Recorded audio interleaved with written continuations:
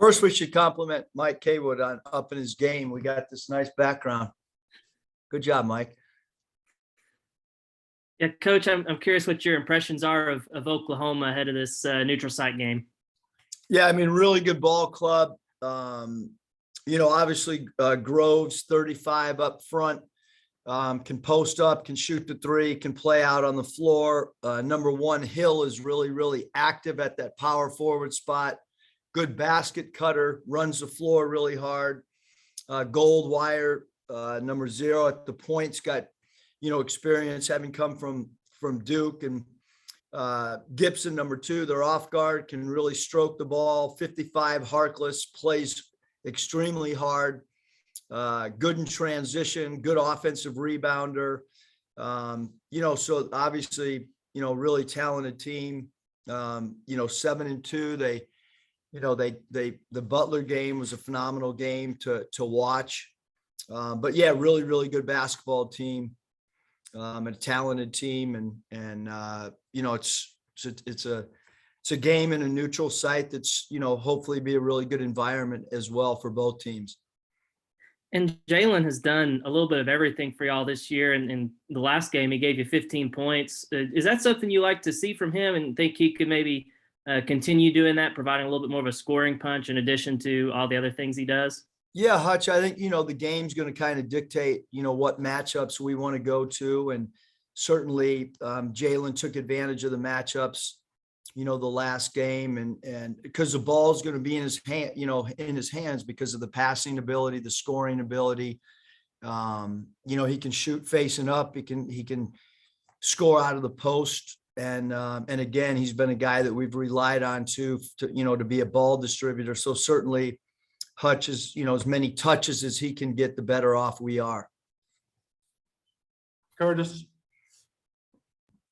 Hey, Coach, I was looking at your post-game autopsy tweet earlier today, and the last 4 games, you guys have had over 200 passes and been over 50% from the field. I imagine there's a pretty strong correlation between good ball movement and good shots. How important has that been for you guys, and what does that say about the team kind of coming along in terms of developing that on-floor chemistry? Yeah, Curtis, we had talked about a lot of the staff members that had been with us, at Nevada, and it's the first time to our knowledge in 7 years that we've had 4 straight games of over 200 passes. So, we're still growing, still trying to learn each other, but certainly because of the scoring ability of Devo, JD, and Chris Likes, ball movement coming into the season was something that we wondered how would we going to, formulate roles and share the ball. And again, it's been a 4-game stretch where we've done a really good job of moving the defense and taking what the defense gives us and not forcing the issue. And we can even get better, from a ball movement standpoint than we are right now. And we'll continue to talk about it and try to, move the thing even more than we have at times. And then to tie that into this game coming up, how important is that going to be against Oklahoma? It looks like they're pretty stingy on the defensive end. Yeah, they're a really good defensive team. They understand their principles. Having played against, Porter Moser's teams in the past, like they've always been, really, really solid and good defenders. And, he's a guy that has great preparation leading up to games. And, so it's no surprise. I mean, again, I think he's done a great job everywhere he's been, on both sides of the ball. And certainly, from a discipline standpoint, defensively, he does a great job. Thanks, Coach. Nate. Yeah, Eric, is this a game where you look to probably lower your rotations and what you've been, since you play a lot of people, been able to play a lot of people these last few games? Yeah, I mean, I think, you never know how foul trouble is going to go. And but certainly we're going into the game, everyone being ready to play and see how the game dictates the flow of everything. Not really going in with any preconceived, thought processes, because I don't know how it's going to unfold. I don't know who's going to get hot. I don't know who could get, early fouls, because obviously we don't like to play people in the first half if they have more than 2 fouls. So I think it'll all just kind of dictate, based on how the game goes. And if you're playing well and nobody's in foul trouble, those are usually the games that we don't sub a lot. But if we're struggling to score or struggling to stop people or have a little bit of foul trouble, then the rotation opens up a little bit more. You're on mute, Nate. Has there been anybody beyond your top 7 that have stood out to you in practice or games lately? Yeah, I mean, we haven't had much practice. We're, getting ready to go down there now. And between now and our last game, we didn't practice, yesterday. So, there hadn't been any opportunity for anybody to, to do much to change anything other than the fact that, some teams are bigger, some teams are smaller, some games you need perimeter play, some games you need interior play. So, I think that, there's 3 guys that that all can could all help us at some time. Thank you. Bob. Hey Eric, how you doing?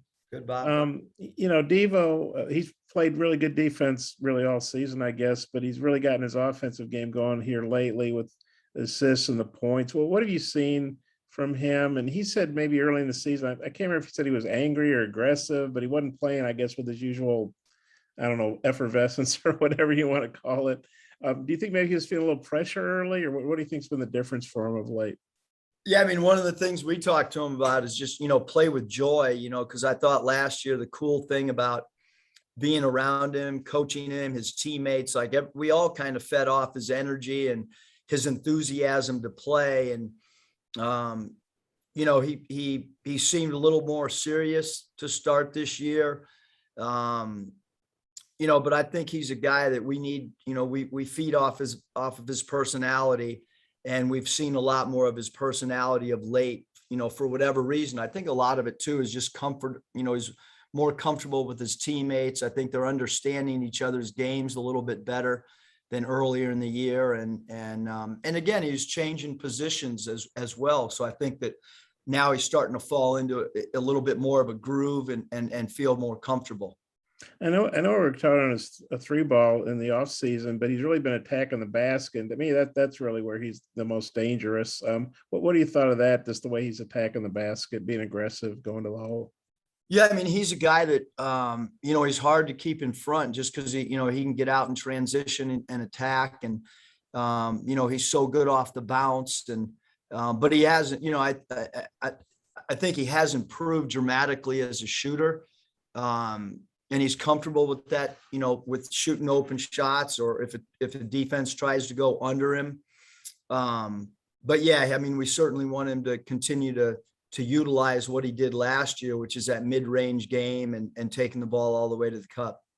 You touched on this on your radio show the other night, but this was kind of Lon Kruger's baby, and obviously he's retired. And you and Porter have a bit of a history. What do you think about that? And then also, this is going to be a conference game at some point. And you guys are probably going to be playing home and home on campus. This may be the only time you play in Tulsa. They might be in the SEC next year. I don't know. But have you thought about that? And just kind of what do you think about this being a precursor to, what'll probably be a pretty good SEC rivalry? Yeah, I mean, I think right now, just, worried about, trying to figure out a way to compete and play hard, on Saturday. I don't, put too much thought, to be honest with you, Bob, that it could be a conference, opponent in the near future. It's, to us, it's no different than playing West Virginia. It's a game on our schedule. That's, this one's a neutral site game, supposedly, although it's in obviously the state of Oklahoma. I'm not so sure that, when we play in Little Rock, that's a neutral site game. But it is what it is. And I think there'll be a great crowd. I really do. I think that, you'll see over 10,000 people in that building. Who knows what the walk-up will be on game day, but certainly it'll be a good environment for both teams to play in. And your history with Porter, I know you had that tough NCAA tournament loss, and I guess you got him back. And, so you have a bit of a history with him. Could you touch on that? Yeah, I mean, he's a great coach. He's got great enthusiasm, great energy. His teams always execute. we have played him twice and have great respect for what he's done throughout his career. And, his teams are always prepared. There's no question that they'll be, and they're good on both sides of the basketball. Do you have to change anything with David Patrick being over there in terms of signals or anything you guys do? Nope. Okay, I might have a couple more, but I'll turn it back to Big Mike. Thanks. Alyssa. Hey, Coach, good to see you. Changing the subject just a tad, I was able to talk to Marla Burleson yesterday. And what can you say just about her talent and the artwork and being able to collaborate with her with your shoes and really come to life what you envision and what she's able to do with her artwork? Yeah, no, she's an incredible artist, and to think that she can do some of the designs that she does on a shoe is kind of mind-boggling. At least to somebody like me who can't even, sign my name properly. So she's amazing, and she's really, really creative. And I think it's been, really fun for, before the game the other night, KK looked down and he was like, "Dang, coach, those are tough." So I know the recruits, have really enjoyed what's coming next, and certainly our upcoming class, when their names were on it, they really liked it. And we're just trying to promote our program, try to be creative, be ahead of the curve, do some things before other programs start copying it. And who knows what'll be next, but it'll be something creative that we think of, and then somebody else can copy it, a few months later. Well, she says you guys got some great designs down the road, so looking forward to it. Thank you. Yeah, there are some good ones. We've been saving some good ones. Scotty. Hey, Coach, you said Tuesday, I believe, that Chris maybe played his best defensive game against Charlotte. What in particular maybe impressed you, and what strides are you seeing him, maybe as an on-ball and off-ball defender? I think probably both, Scotty. His man, I don't know if his man scored on him, at all the other day. And he's got to continue to use, he's just unique. And so you got to use your size to your advantage. I thought he did a good job tracing the ball. He did a really good job jumping to the ball to be in help position. And I think a lot of the things, quite frankly, Scotty, are just, they're new terms to him. It's a different philosophy than maybe what he's played at. And so there's going to be, an adjustment period. Now that we're, 9 games in, I think that 9th game, he made a big jump. We've been sending him individual clips, and he's done a really good job of executing what we want from a defensive standpoint. You were talking about Devo playing with joy earlier. I feel like Jalen is another guy who plays with a lot of that. What's it kind of like being around him on a near daily basis, and just kind of the leadership qualities that he's provided you guys? Yeah, Jalen's been, awesome. He's great in film. He's great in practice. He's great in games. He's a heavy communicator. He's a guy that, he leads in so many different ways. He leads with his voice. He leads with his actions. He's by far our best take a charge player. So how many, teams have a player that, is your best charge player, leads you in assist? He just does so many different things for us. And, there's things that don't show up in a box score. Like, he's a good post defender, and he can alter shots when he goes vertical. So he does a lot of really, really good things for us. Chemistry wise and on the floor, both offensively and defensively.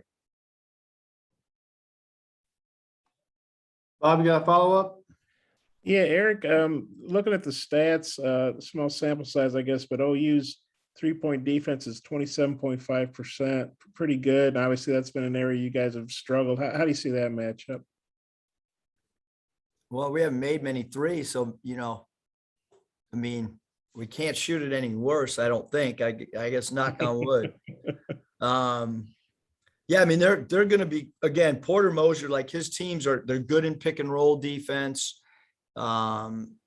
they're good in transition defense. They guard the 3-point line. They don't want you to get middle off the bounce. They'll switch some things based on their personnel. They're really, really well coached basketball team. And, we kind of knew that coming in that they would be well coached, and they are. They got a good record because they have good talent, and he coaches them really well. And then Connor, some games aren't good matchups for him defensively, but with Grove's size, how do you see that? Devo was saying, hey, if Connor's guarding him well, he might play 40 minutes. I know that's your call out, Devo's, but how do you see that matchup between the big guys? I mean, Groves can go out on the floor too, because he can shoot the ball, and Connor has played good post defense. He's done a good job of 3-quarter in the post. He's done a good job when he's had to play behind the post and making players shoot over an extended hand. But Groves is a really good player. I mean, he's a big focal point of what they try to do from an offensive standpoint, because he can space it out. He can pass the ball. He's good inside. So I think, really Groves is a hard matchup every night for whoever goes against him. I think he's proven that, over the sample size of the 9 games that he's played this year for Oklahoma. And then you watch the game tape last year in the NCAA tournament where he has 35 points or whatever. I mean, he's a really, really hard matchup for a lot of people. And then I guess it's a neutral game, but it's OU's technically the home team this year anyway. Is it going to be SEC refs, or who'll call the game? Well, I don't know. We have not gone on to to our website to see who is reffing. Usually right before tip off, my son Michael gives me a picture with their names, and I kind of like it that way. I'd rather not know until I'm going out with about 1.5 minutes to go before tip. So that'll probably be what happens. I'll probably find out, Bob, after all of you guys know. Oh, okay. Thanks, Eric. Thanks, Coach. Appreciate your time.